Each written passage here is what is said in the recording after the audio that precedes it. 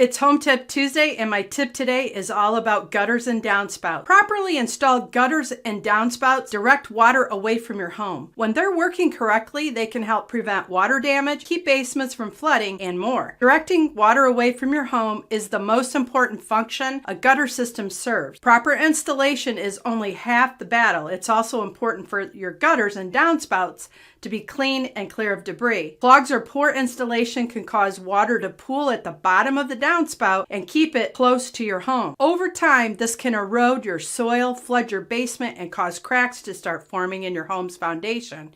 Not replacing your gutters when needed or neglecting to keep them clear are some ways you could be encouraging mold growth in your home, in addition to causing damage to your home. If you need new gutters or are tired of cleaning out your current ones, contact a professional to keep your home protected from extensive and expensive water damage. I hope you found this tip useful. Take care.